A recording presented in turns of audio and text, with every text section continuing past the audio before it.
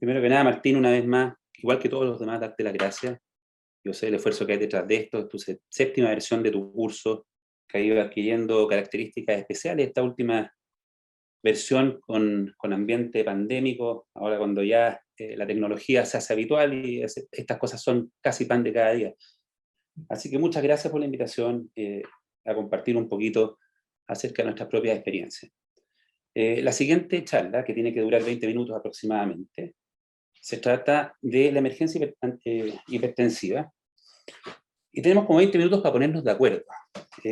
Y a diferencia de otras veces, esta charla incluye a audiencia de otros lugares, por lo tanto va a ser interesante en cuanto al tema del arsenal farmacológico del que disponemos para manejar estos casos. Es una charla muy práctica. La verdad que evidencia muy sólida no existe porque los parámetros de evidencia actual impiden hacer grandes estudios prospectivos, doble ciego, contra placebo en este tipo de escenarios. Sería un poquitito complejo desde el punto de vista ético. Ojalá también podamos entender cuándo y cómo tratar estos escenarios, digamos, cuándo vamos a hablar de emergencia hipertensiva, cuándo vamos a quedarnos conforme con el diagnóstico de urgencia hipertensiva, que es otro escenario.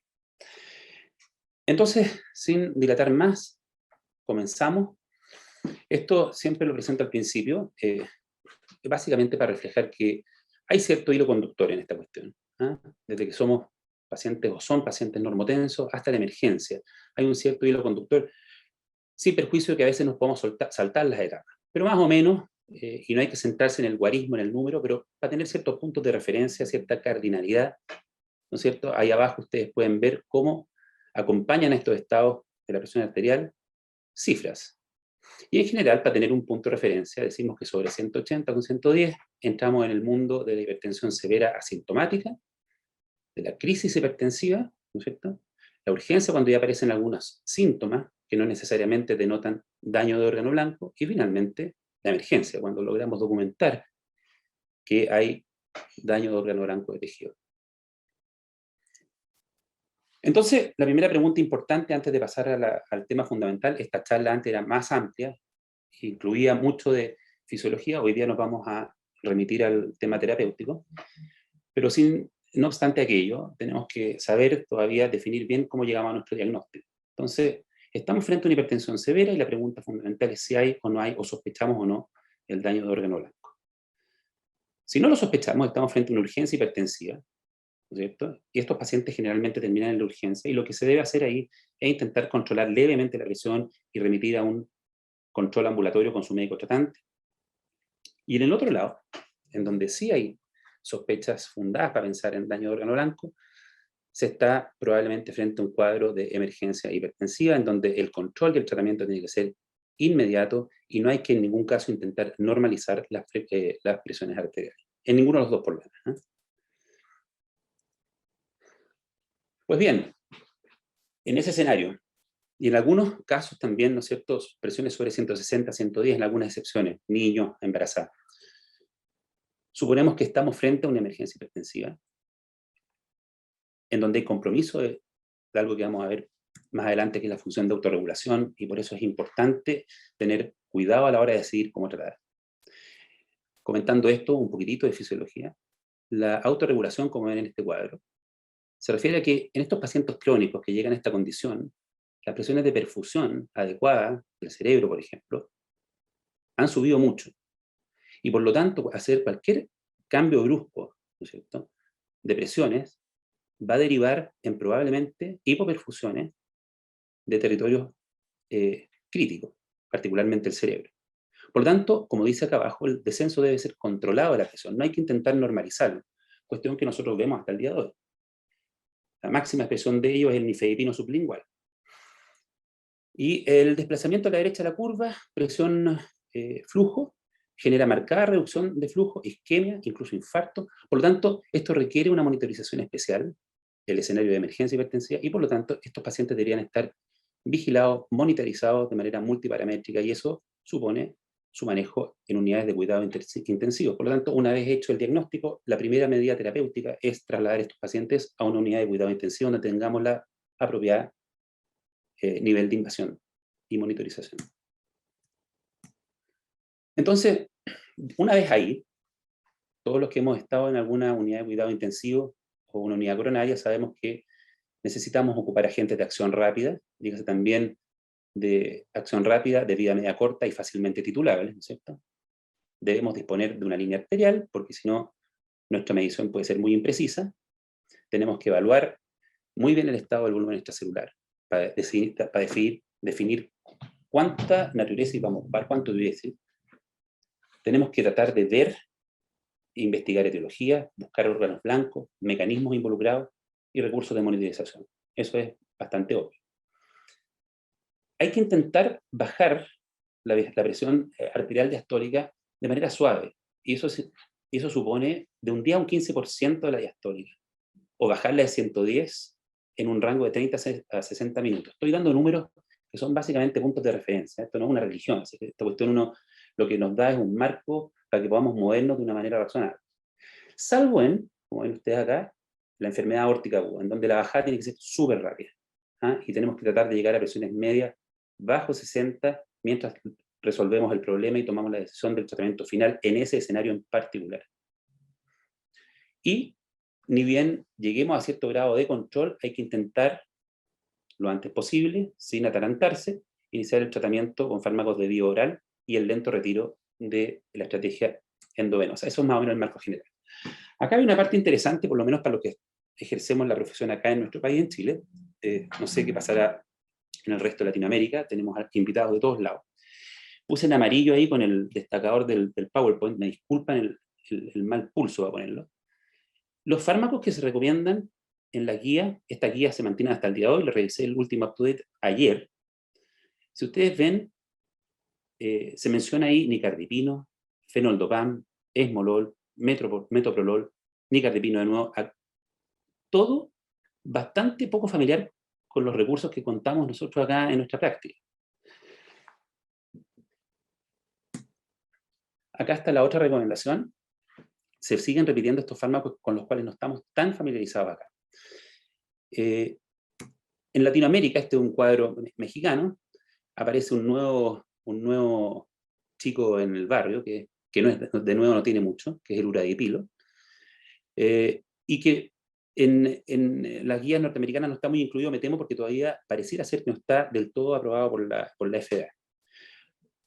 Contamos con uradipilo aquí en Latinoamérica. Sin embargo, finalmente, si volvemos a los cuadros anteriores, con lo que contamos en Chile, es con lo que contamos ampliamente, digamos. Probablemente hay lugares en donde se cuenta con otras herramientas, pero con lo que contamos y con lo que tradicionalmente trabajamos, que no necesariamente quiere decir que es lo correcto, es, primero, la nunca bien ponderada nitroglicerina endovenosa, el nitroprusiato, el labetalol, y digamos que por ahí termina nuestro arsenal farmacológico en lo que se refiere a medicina intensiva.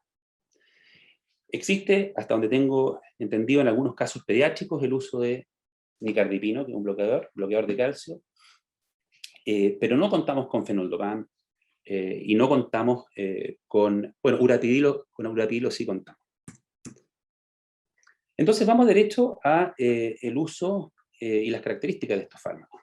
El labetalol, que a mi juicio es uno de los fármacos más útiles y más eficientes a la hora de manejar una crisis hipertensiva, es un bloqueador selectivo A y no selectivo B, que tiene un efecto de acción de 2 a 5 minutos, es bastante rápido, todos los que lo hemos ocupado sabemos que es bastante rápido, un pic, como pueden ver ahí, entre los 5 y los 15 minutos, y una vida media de 2 a 4 horas, que tiene la gracia de mantener el gasto cardíaco siendo un beta bloqueador.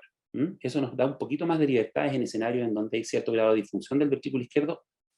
No obstante aquello, igual se debe ser muy cauteloso.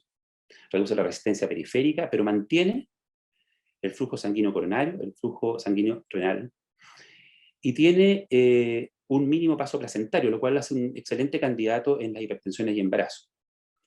Vamos a lo práctico, lo que quiere saber la audiencia: ¿cómo y cuánto?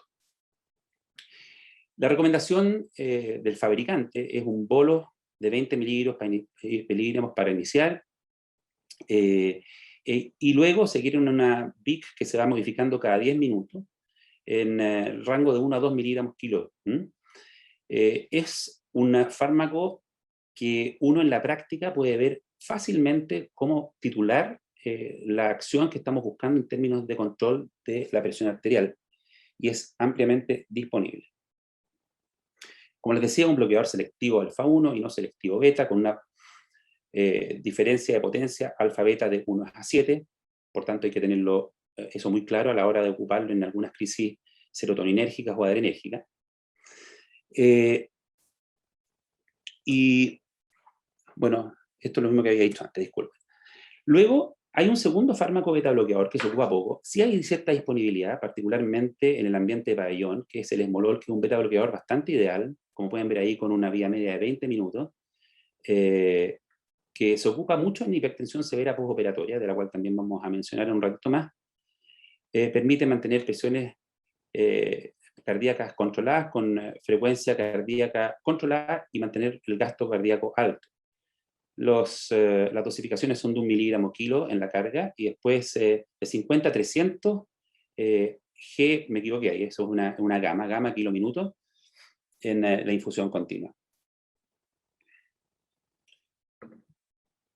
Voy a pasar a la nitroglicerina, no porque sea lo más recomendable, sino porque básicamente es un fármaco que ampliamente lo ocupamos.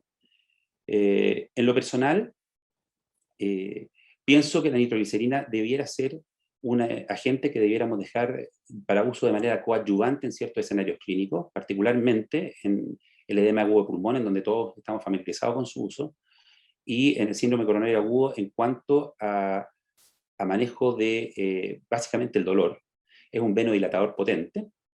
A altas dosis se vuelve un dilatador arterial, genera cierto grado de hipotensión, genera además una cuestión importante, que es la taquicardia refleja, que puede no ser un buen elemento a la hora de manejar ambientes como el del síndrome coronario, reduce mucho la precarga, y como les decía antes, es útil en dosis bajas en los síndromes coronarios agudos y en el edema pulmonar agudo, pero no necesariamente en todas las crisis hipertensivas. Y por eso es una nota de cautela. Yo creo que la nitroglicerina es como una religión en las UCI. Cuesta mucho sacar esto, desenquistarlo de nuestra conducta diaria en UCI, pero uno debiera, contando con otros fármacos, por ejemplo con el labetalol, tratar de inclinarse por eso y ocupar estas otras como coadyuvantes en aquellos escenarios en donde se requieran. Quiero hacer un par de comentarios respecto de hidralazina, que existe en forma endovenosa, no lo ocupamos en general, es un vasodilatador, baja presión arterial progresiva, pero es muy poco predecible en cuanto a su farmacocinética, su farmacodinamia, a sus efectos, y es muy difícil de titular.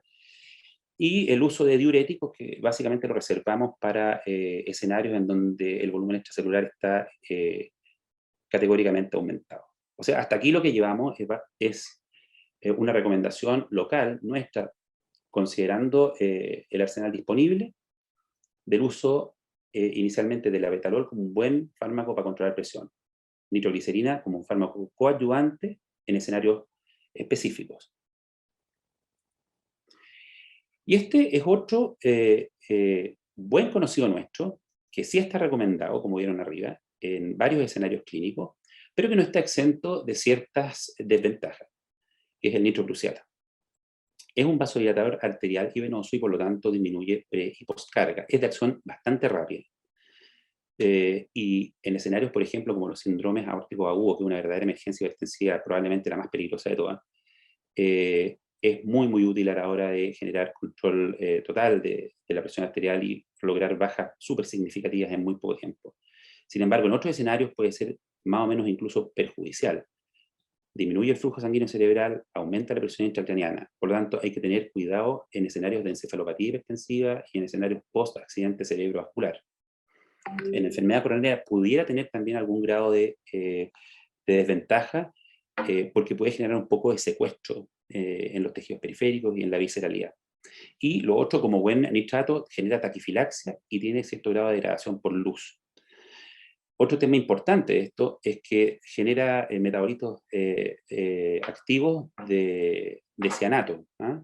Y eso puede intoxicar a los pacientes a través de ciertos pads metabólicos, como el que ustedes ven ahí. Se puede juntar con la hemoglobina, generar metahemoglobina, generar tiosulfato, que si tienes un poco de disfunción renal, como ves acá, o disfunción hepática, puede llevar a acumulación Y eso, obviamente, es un peligro, pues en altas concentraciones generar paros, comas, encefalopatía, convulsiones o daño neuronal irreversible. Es cierto que lo vemos poco, pero al mismo tiempo, enfrentados a situaciones como esta y sabiendo esta información, es una cosa que uno debiera tener en consideración. De hecho, los cianógenos, los ciánidos y el tiocianato debieran medirse, ¿no? Cuando ya los niveles aumentan sobre los 200 milimol por litro, los síntomas pueden llegar a ser severos, y en escenarios de insuficiencia hepática o renal, esto pudiera verse un poquito más potenciado. Por lo tanto, el nitroprusiato no es llegar y ocuparlo. Lo que pasa es que lo ocupamos, y probablemente lo ocupamos en dosis en general bastante baja por su alta eficiencia, ¿ya? Cuando las dosis de mantención, por ejemplo, son mayores a 4 gamma kilómetros, se vuelve tóxico, y sobre 10 gamma kilómetros ya llega a ser no depurable.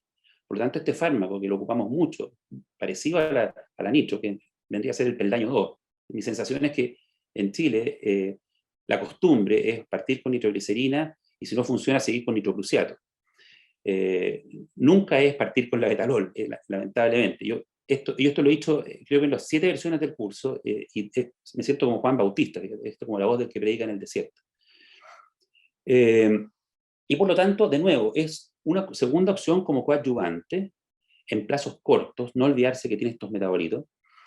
Y yo lo reservaría de manera, como primera opción, eso sí, en la enfermedad aórtica aguda, que básicamente nuestro objetivo fundamental es bajar la presión a como de lugar, mientras ganamos tiempo para decidir el tratamiento final, que suele ser quirúrgico en algunos casos.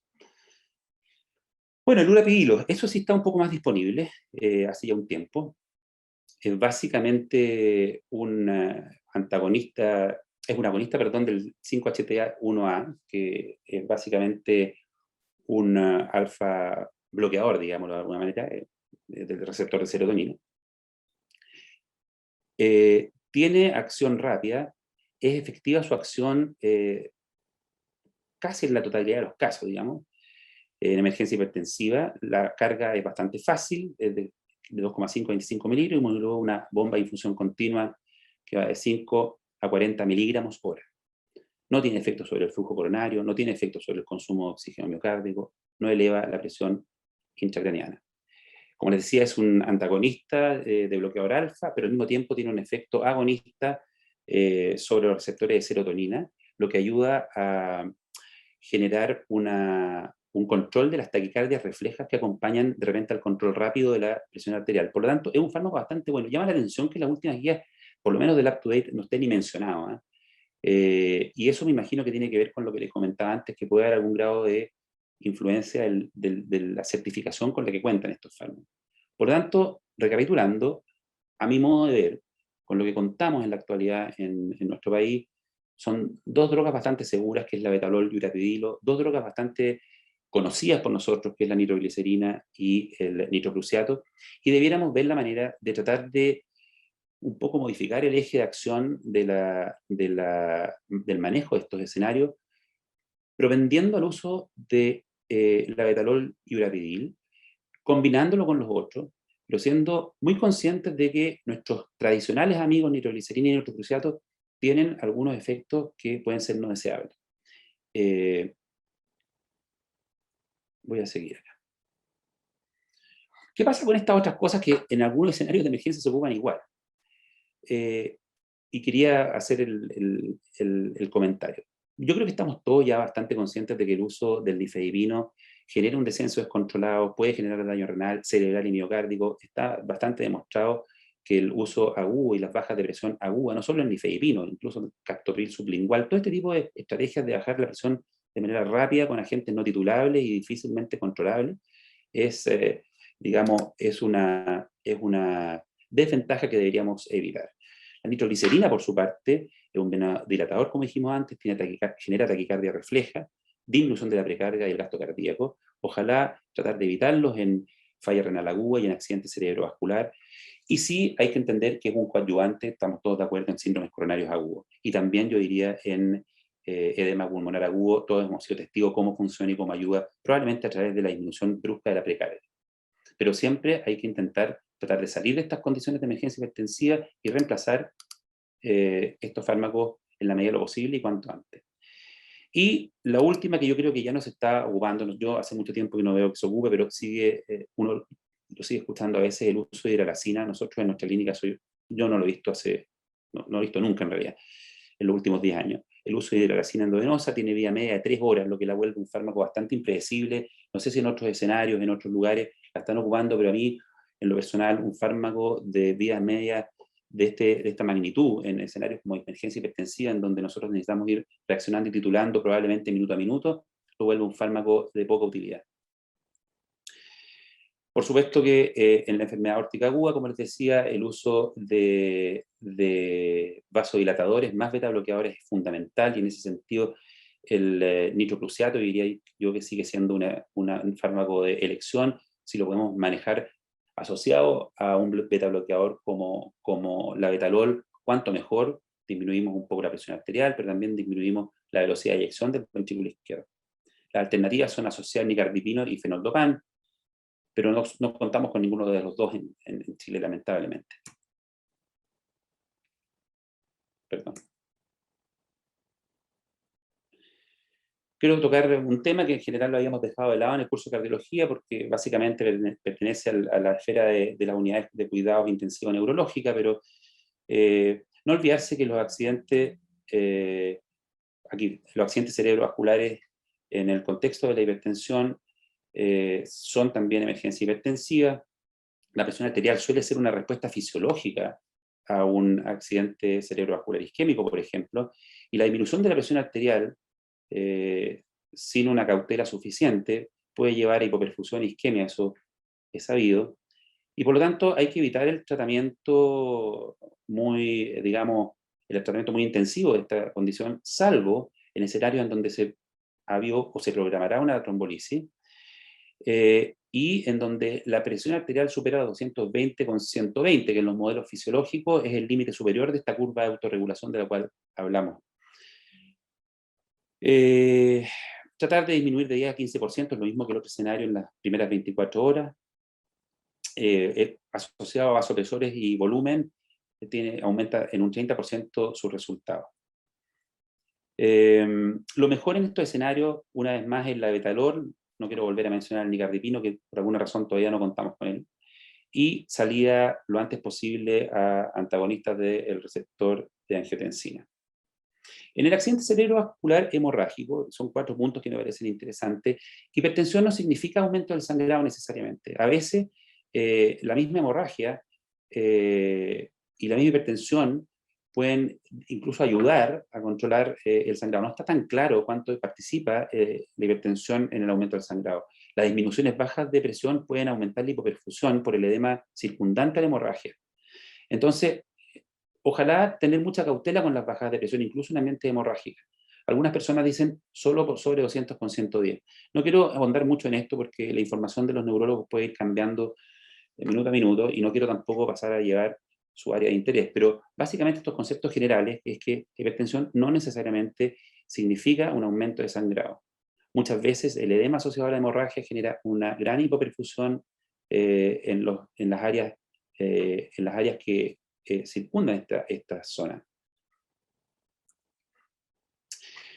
Otro caso especial es la hipertensión y embarazo, que incluye la hipertensión antes, durante e inmediatamente después del parto.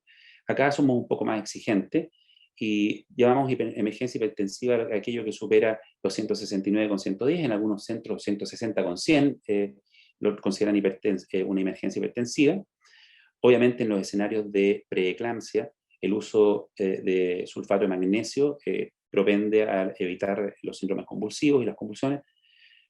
Y hay que reducir la presión a un umbral seguro que evite, digamos, en el curso crónico el retardo de crecimiento y la hemorragia cerebral. En estos escenarios hay que someter, digamos, la hipertensión a un tratamiento, ojalá con beta bloqueadores que han demostrado ser seguros para el embarazo. La betalol y nicardipino es una de las alternativas. El nitroprusiato y el inhibidor de la enzima convertidora y antagonista del receptor de angiotensina están contraindicados.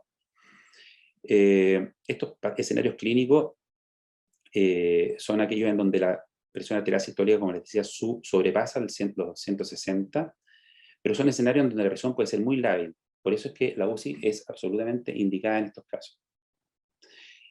Y un último escenario que es muy interesante es las crisis simpáticas, que van desde escenarios en donde hay hiperadrenergia como el fibromusitoma, las intoxicaciones con inhibidor de la monoaminoxidasa, las interrupciones de los tratamientos con beta-bloqueadores, que pueden ser de repente derivar en una crisis hipertensiva más o menos importante, y por supuesto la sobredosis de cocaína, que es un escenario que yo creo que vamos a empezar a ver en la urgencia, o ya lo estamos viendo en la urgencia hace mucho tiempo ya. En estos escenarios es importante no caer en la trampa de solo beta bloquear. El desbalance entre el beta y el alfa de estimulación es bastante importante y puede suceder que al dar agentes beta bloqueadores nos concentremos, digamos, en una excesiva acción alfa. De hecho, ese es el gran riesgo. Por lo tanto, en estos casos especiales es bueno acompañar el beta bloqueo de bloqueo alfa. Podemos ocupar agentes, digamos, como el uradipilo, por ejemplo, que es una buena alternativa, y asociarlo también al uso de dosis considerables de benzodiazepina. Este escenario también es interesante, que es la hipertensión arterial postoperatoria. Es interesante porque puede llevar a complicaciones que uno no tiene en consideración. En lo neurológico puede llevar a hemorragias, isquemias y encefalopatía. El postoperatorio cardiológico, isquemias, arritmias, insuficiencias cardíacas y edema pulmón. También puede comprometer un poco la indemnidad de la construcción de puentes en el postquirúrgico. Y en el sitio quirúrgico propiamente tal, como les decía, puede llegar a comprometer la indemnidad de las anastomosis y puede generar sangrado del sitio per se. Por lo tanto, es una condición la cual se debe tratar de manera rápida. Se considera hipertensión del postoperatorio aquella que está en las primeras 2 horas postquirúrgica hasta las 6 horas.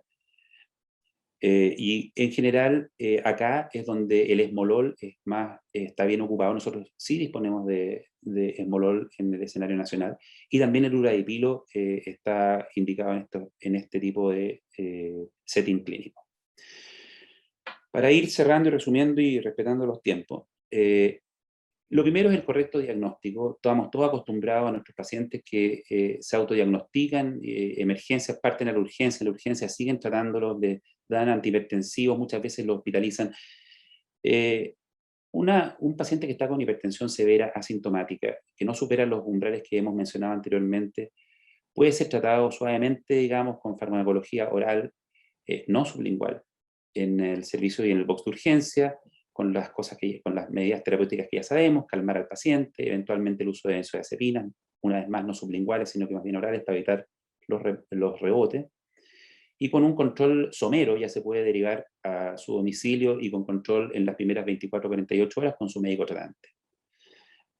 Lo tercero, es una evaluación inicial básica, buscar la emergencia, buscar los potenciales daños de órgano blanco. Eso se puede hacer en base a electrocardiogramas, ecocardiogramas, sedimentos de orina, un hemograma para ver anemia hemolítica microangiopática, etc. Imágenes del tórax para descartar, ¿no es cierto?, en escenarios donde uno sospeche síndrome aórtico agudo, el embarazo, etc. La evaluación inicial básica, el contexto clínico y la decisión de terapia van de la mano. Tal como lo dijimos antes, podemos ocupar, y debemos ocupar nitrogluciato, por ejemplo, en síndromes aórticos agudos, y sin embargo en otros escenarios es mejor dejarlo como un coadyuvante o sencillamente evitarlo. Los pacientes en emergencia hipertensiva deben ir a una unidad de cuidados intensivos y deben ser monitorizados por lo menos las primeras 24 horas mientras salen de esa condición. Hay que evitar las bajadas bruscas, a excepción de la enfermedad aórtica. Y tenemos la cosa, yo creo, más importante, flexibilizar nuestros conceptos históricos. Esto es muy complejo porque la verdad que uno, a pesar de que menciona estas estrategias, que de nuevo no tienen nada en realidad, sin embargo lo que uno ve es que se sigue ocupando lo que tradicionalmente se ocupa. Y eso es probablemente porque cuesta mucho cambiar aquello que nos hace sentir seguros, independiente y más allá de la evidencia. Los fármacos que ocupamos tienen que ser de acción rápida, de vida media corta y fácilmente titulables, y diría yo, ojalá no con la menor cantidad de efectos adversos posible, y ojalá sin metabolitos activos que sean potencialmente tóxicos. Y en último lugar, hay que intentar siempre tener en el horizonte el traslado oportuno a drogas orales. O sea, la idea es salir del escenario de emergencia hipertensiva y rápidamente pasarnos a fármacos orales estables que nos permitan devolver al paciente o sacarlo de la unidad de cuidado intensivo. Eso es.